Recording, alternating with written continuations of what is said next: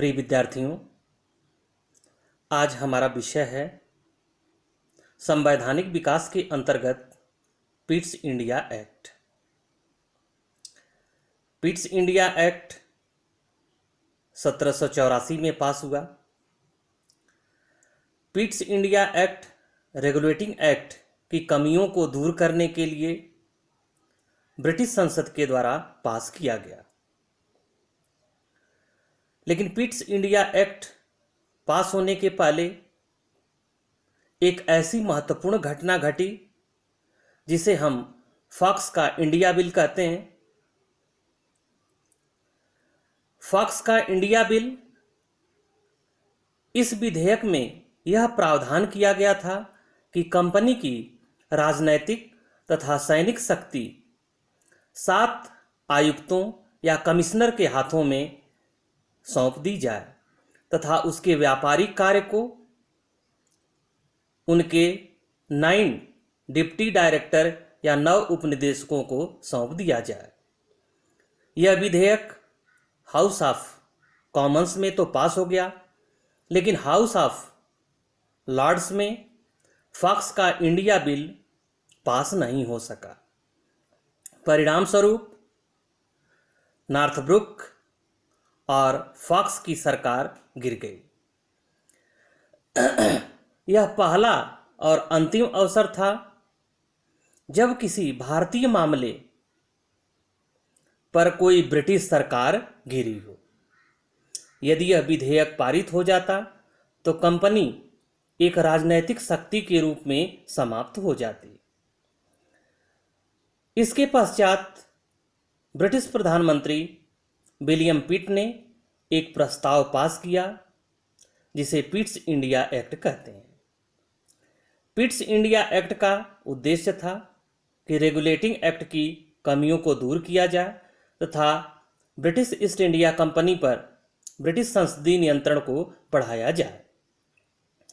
Pitt's India act के निम्नलिखित महत्वपूर्ण प्रावधान थे। सबसे पहला है पिट्स इंडिया एक्ट 1784 में पास हुआ। पिट्स इंडिया एक्ट के द्वारा बोर्ड ऑफ कंट्रोल का गठन किया गया।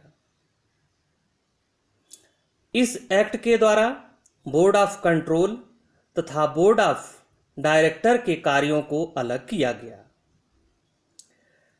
बोर्ड ऑफ कंट्रोल राजनीतिक मामले देखेगा और बोर्ड ऑफ डायरेक्टर आर्थिक या व्यापारिक मामले देखेगा। नेक्स्ट महत्वपूर्ण पॉइंट है कि लंदन में 6 कमिश्नरों के एक बोर्ड ऑफ कंट्रोल या नियंत्रण मंडल की स्थापना की गई। कंपनी के व्यापार को छोड़ करके सैनिक, असैनिक तथा राजस्व संबंधी सारे मामले बोर्ड ऑफ कंट्रोल को सौंप दिए गए।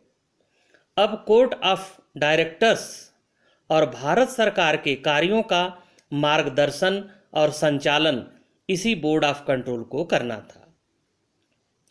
नेक्स्ट महत्वपूर्ण पॉइंट है गवर्नर जनरल के परिषद के सदस्यों की संख्या 4 से घटा करके 3 कर दी गई।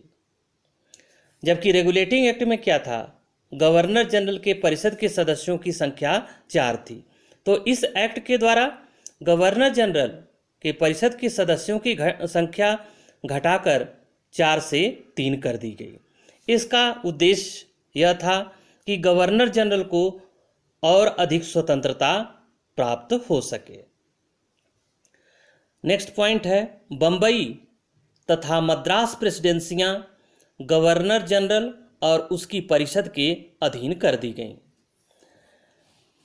भविष्य में केवल कॉन्वेंटेड सिविल सर्विस ही गवर्नर जनरल की परिषद के सदस्य नियुक्त हो सकते हैं।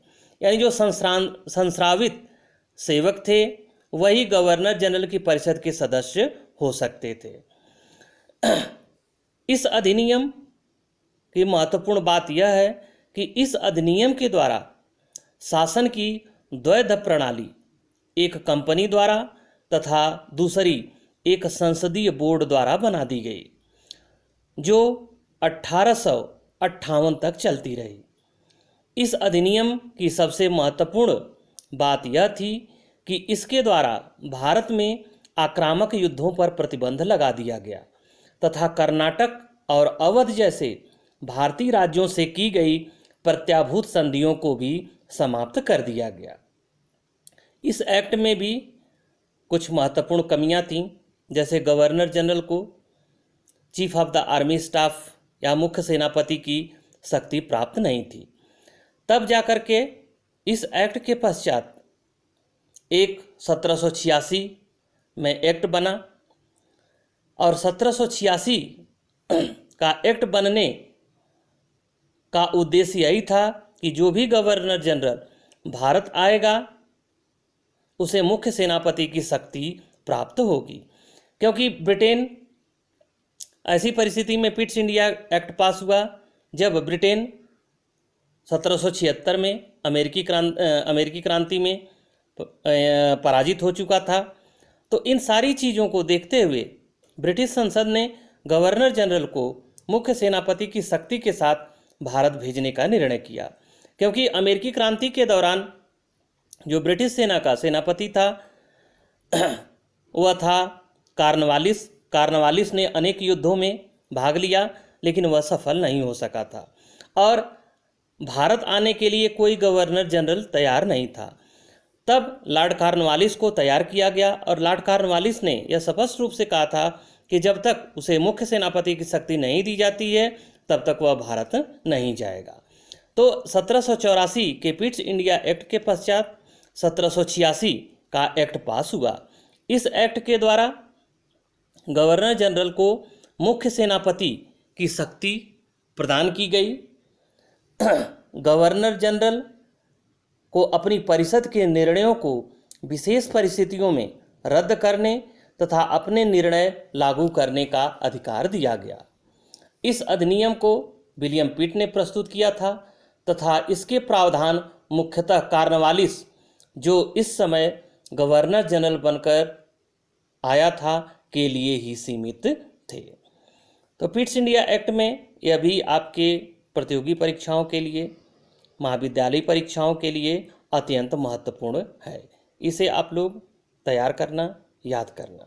और मुख्य रूप से जैसे किस एक्ट के द्वारा बोर्ड ऑफ कंट्रोल का गठन किया गया, गवर्नर जनरल के परिषद के सदस्यों की संख्या 4 से घटा करके 3 कर दी गई।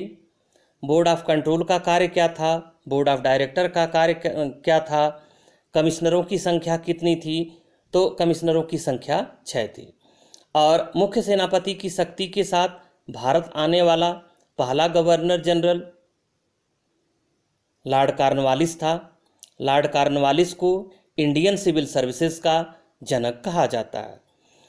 इसने कॉर्नवालिस कोड भी दिया और टीपू सुल्तान को श्रीरंगपट्टनम के युद्ध में पराजित करके श्रीरंगपट्टनम की संधि की, कॉर्नवालिस कोड दिया, पुलिस थानों का निर्माण किया, एसपी के पद का सृजन किया। तमाम चीज़ें हैं जो फैक्चुअल चीज़ें हैं जो आप लोगों को याद होनी चाहिए और इसे आप लोग याद करना, तैयार करना। Thank you.